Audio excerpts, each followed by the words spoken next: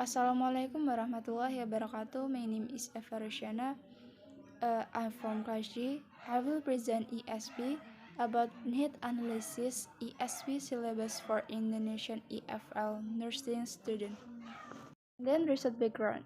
The background of the English course for the nursing field in Indonesia, realizing that nurses need who can speak English very necessary for ESP. Innovative syllabus need to help EFL, English foreign language. The aims to address the main address is designing innovative ESP syllabus to communication between Indonesian nursing students. And then they discuss the implication for EFL's teacher teaching English nurses.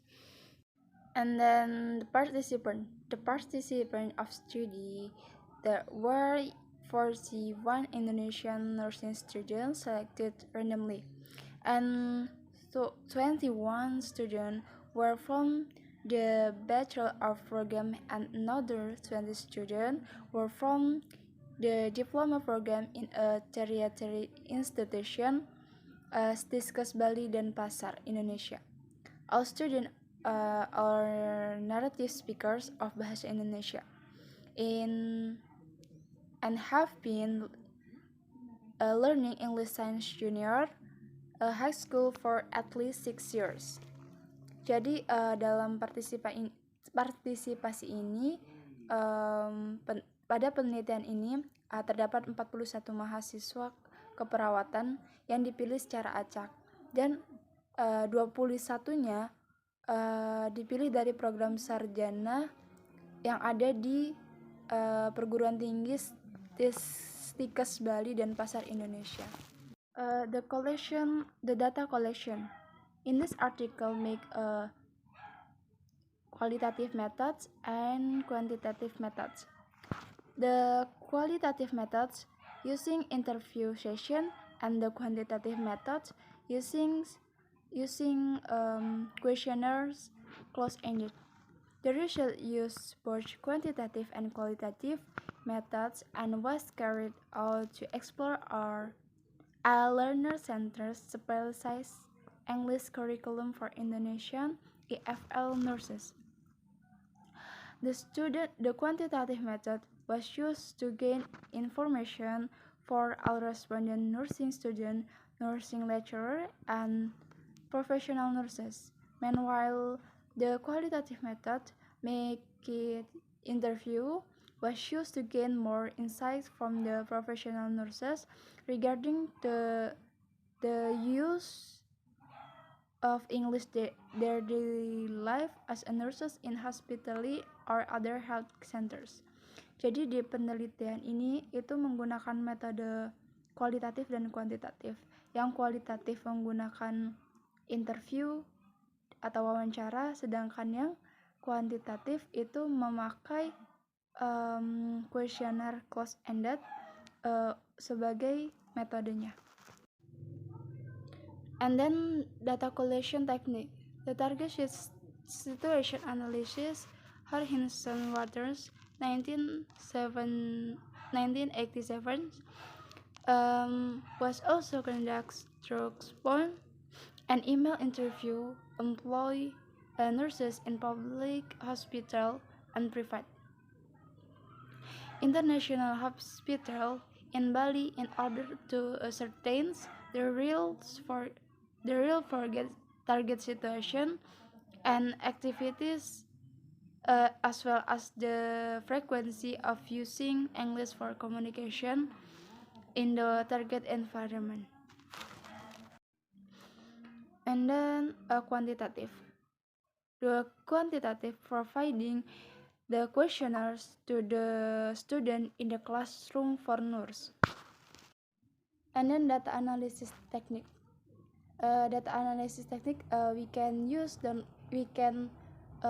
downloading the questionnaire that has been sent by email and using EFL teaching procedure.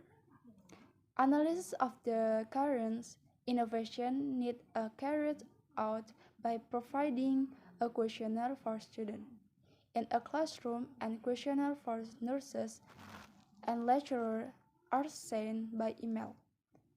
Student activities related to language have been designed based on this analysis.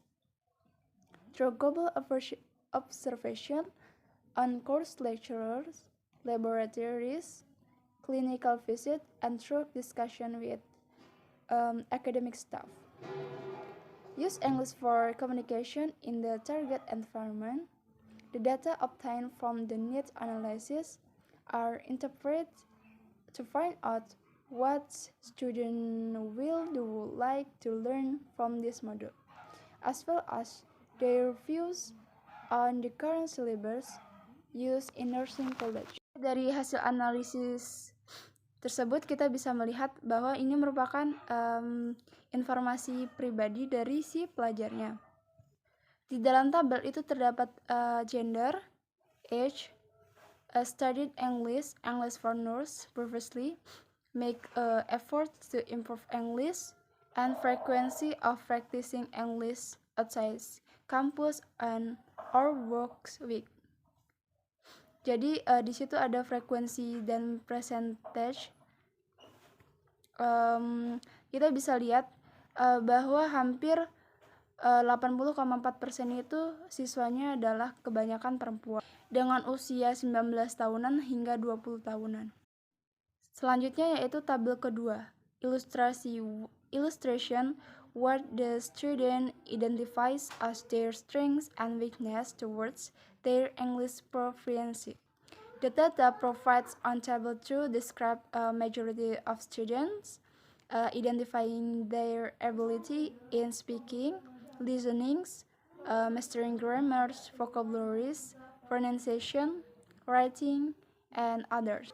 Bisa kita lihat bahwa siswa merasa lebih percaya diri di pelajaran bahasa Inggris hanya pada keterampilan membaca, di mana 63,4%-nya mengidentifikasi mereka baik dalam membaca.